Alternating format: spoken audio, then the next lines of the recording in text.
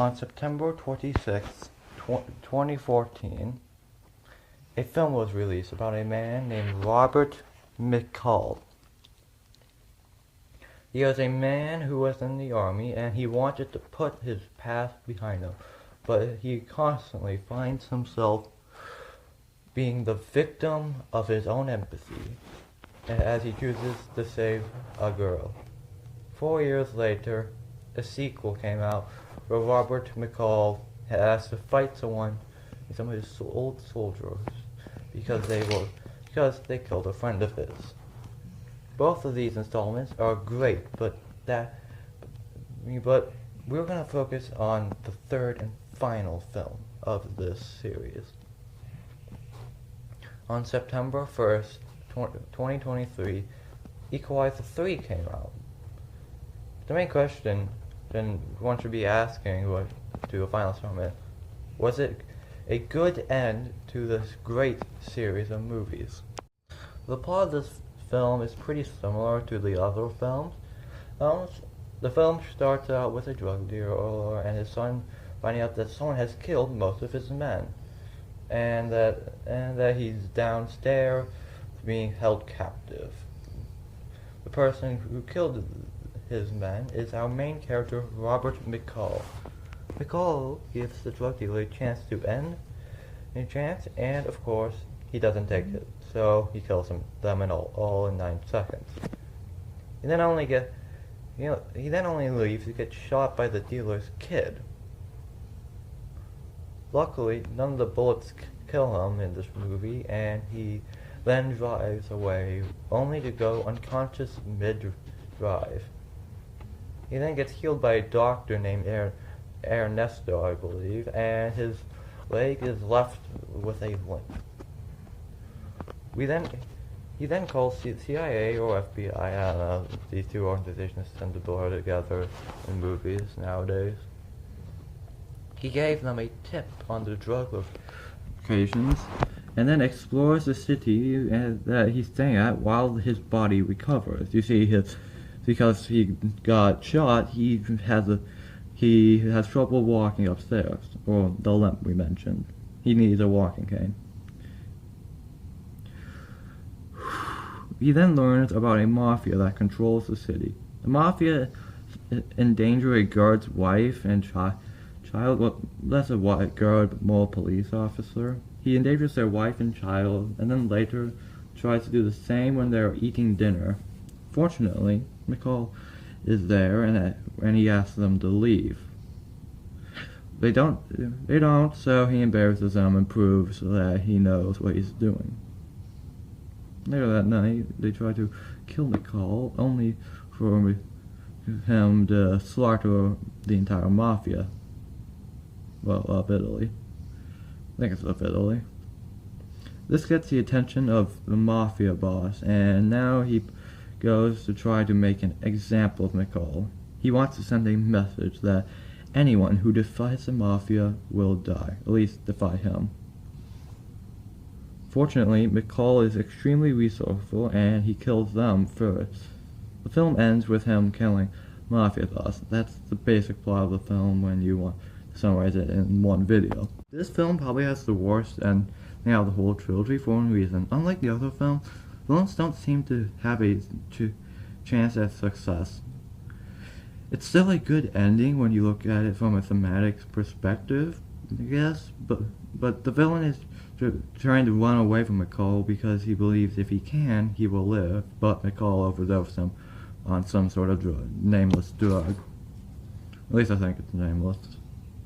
There is a message here, however, which is that no matter how much you want, death will always come for you. Death isn't something you escape. No matter how much you try to defy death, it will win. You cannot outrun it. Now let's look at the combat. Like always, the fight choreography is amazing. The fight seems real, and it seems like Denzel Washington could actually pull some of these fight moves off.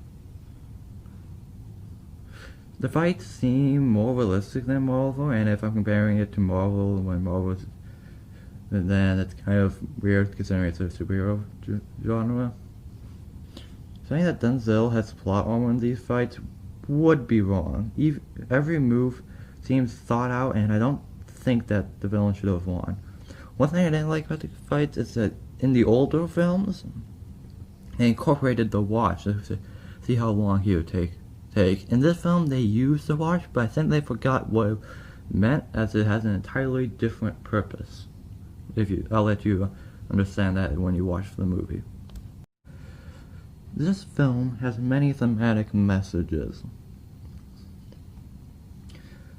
I already mentioned one of them, so I won't be going over it. But this film has more than just one. One of which is that you should always help out people even if you don't know them. People deserve help. You shouldn't just sit back and let people suffer.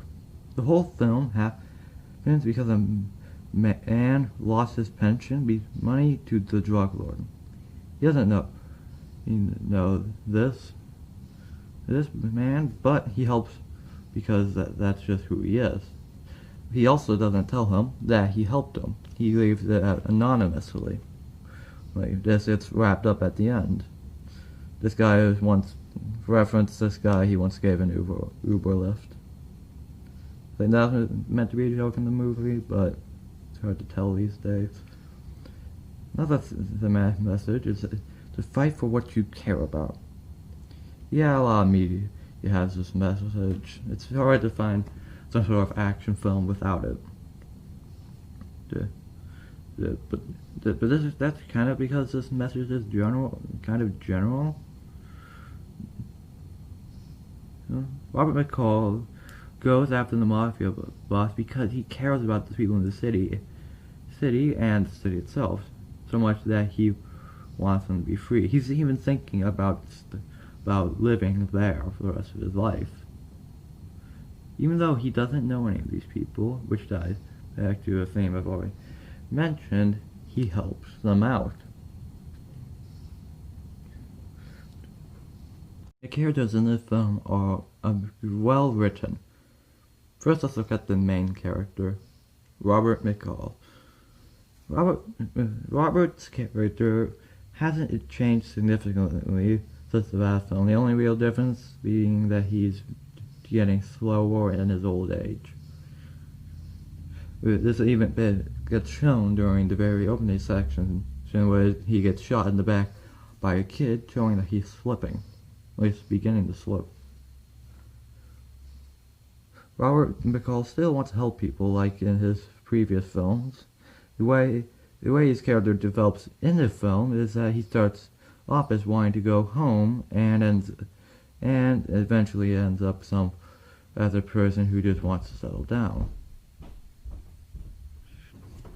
What about the other characters? The doctor who saves McCall is someone who wants to help people as well. The doctor wants to be careful about who he helps. He doesn't want to help just anyone. He wants to help those who deserve it. You know this because he asked Robert in the movie, "Are you a good man?" And when he replies, "I don't know," he knows he's a good man because a bad man would have said either yeah, you're bad or good. They would probably have lied. He wants to help the good people, the people who have earned it. And he makes for an interesting character. Then there's the CIA agent. She wants to do as much good for the world as possible to make her parents proud. This is because her mom is dead. She's a woman that died in the previous film that was friends with Robert. She wants to help people, regardless of whether she knows them. She ends up giving the pension money to the man who needed it at McCall's request. She wants to help people, and the film doesn't have her make selfish decisions. In fact, she doesn't do that at all. You don't have to do anything that would undo her character traits and and what makes her so special and interesting. There are plenty of more characters, but the main point is that each character is well written and it has flaws, but and it is kind of interesting. Every character feels like they be a real person. Every character is on reality, based in reality, like is grounded, and their motives are shown when they should be. All the characters feel unique, even though they fit under the same little area, they still feel unique. Okay, how's the humor? Are the jokes in this film actually funny? Yeah. Well, yes, the jokes are actually pretty funny. Yeah. They make jokes that when you sit back and even think, this probably cost $1 million to make this one joke, it's still pretty funny. But it doesn't matter if the jokes are funny in a movie. It's if the jokes. It's what matters is if the jokes fit with the character that tells it. Like if a character who is say completely non-egotistic makes a joke that makes it seem like he has ego, or he or she, then that joke won't feel as good because it doesn't make sense. In this movie, yes, the jokes fit with their character. Sure. It's also good that the jokes don't cut into the tone. Most movies nowadays, specifically Marvel or Star Wars and other stuff like that, have jokes that cut into the tone. Like there'll be a serious battle, or you're on the edge of your seat, but then some weird wonky joke just cuts in and makes you think, we're going for a silly tone. And then they snap back and it's apparently serious. And then because they can't trust you to feel one thing at different times, they have to make sure you walk away with many feelings. Equalizer doesn't do that. They trust you to feel certain stuff. That's good. So let's look back at the question I asked. Is this film a good ending to the trilogy? Well, yes.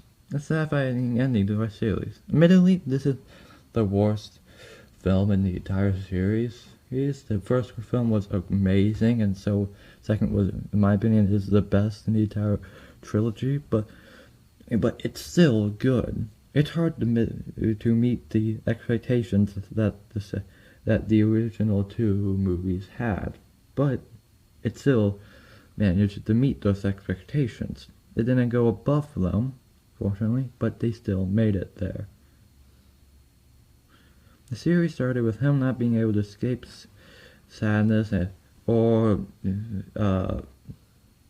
escape the need to help, and ended with him resting in peace. He ended, not death. I mean he's decided to live permanently in, I think, Italy. If you haven't watched this film and you want to rent something, I highly suggest this film. It's better than the sludge that's mostly coming out today. So yeah, thanks for watching, guys. Hopefully you watch some other videos, specifically our previous two and none of the others. But thank you for watching. Goodbye.